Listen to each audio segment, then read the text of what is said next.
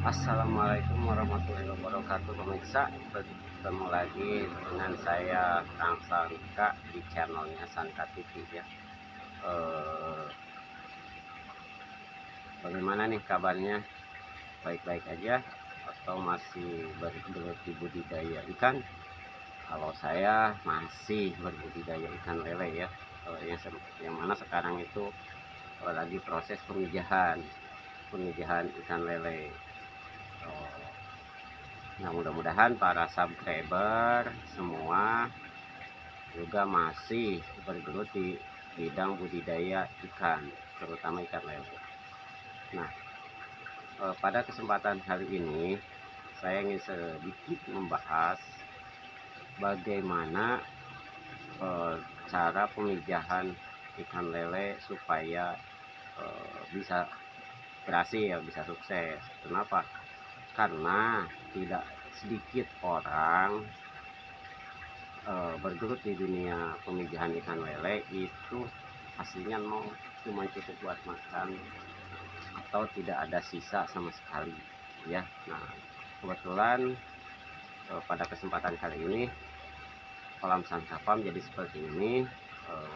Banyak faktor lah, banyak prospek di perjalanan, mungkin sudah sekitar hampir 2-3 tahun lah kita melakukan pembenahan, dan ini juga masih belum beres.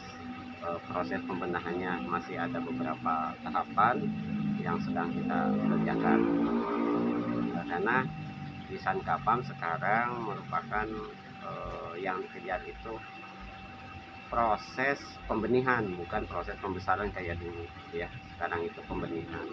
Nah, yang jadi kendala di pembenihan, di setiap pembenih itu adalah pakan larva ya. Nah, pakan larva cacing sutra. Bagaimana supaya pemijahan bisa berhasil? Bagaimana supaya kita berbisnis di ikan lele, di benih ikan lele, cuman kita juga bisa berbisnis di yang lain masih berhubungan dengan ikan lele. Seperti saya kan masih sekarang jualan cacing sutra ya. Nah, untuk pemijahan ikan lele mungkin semua orang sudah pada tahulah, sudah pada hatam cara. Tiap orang berbeda-beda, ada yang stripping segala sesuatu, tiap orang berbeda-beda. Nah, pada kesempatan kali ini kita akan mengintip secuil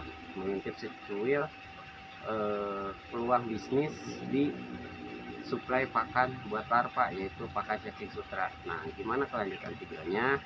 Saksikan terus ya. Masih tetap bersama saya dengan Kang Sangka. Subscribe.dan.like.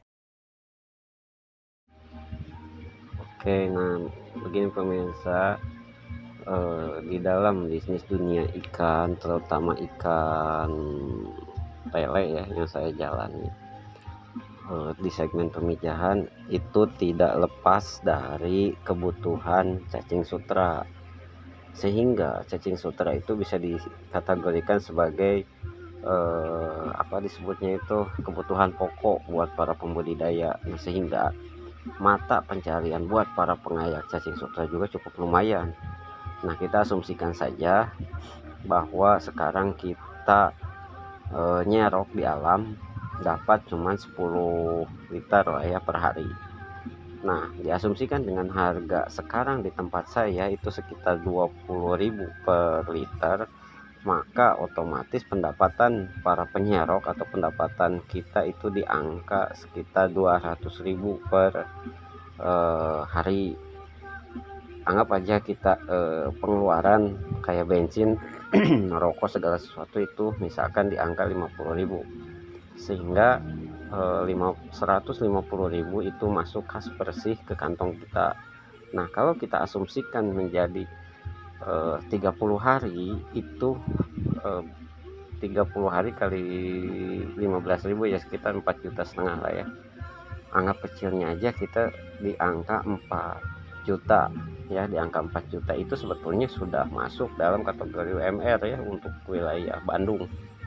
Nah, sehingga bisnis atau istilahnya itu jual beli di cacing sutra itu tidak bisa dianggap enteng. Mungkin orang melihat itu pekerjaan yang jijik, pekerjaan yang kotor, namun kalau kita berbicara nilai ekonomis, nilai bisnis, itu sama dengan orang-orang yang tiap hari kerja, berangkat pagi pulang malam, kerja di sebuah perusahaan, itu sama sebetulnya. Sehingga tidak bisa dipungkiri apakah bisnis cacing sutra di sini bisa bertahan atau tidak, kan emang dalam bisnis cacing sutra itu kita tergantung ke alam gitu. Nah, mudah-mudahan di video kali ini menjadi menjadi tolak ukur bahwa tidak ada pekerjaan yang sia-sia, atau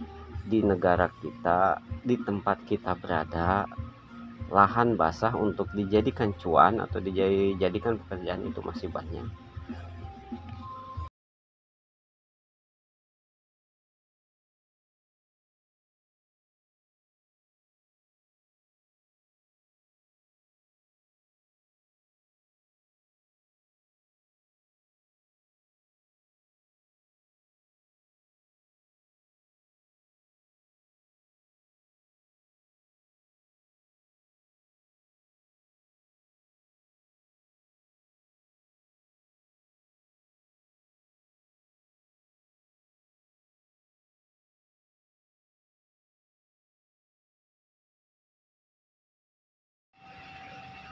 Nah, bagaimana pemirsa?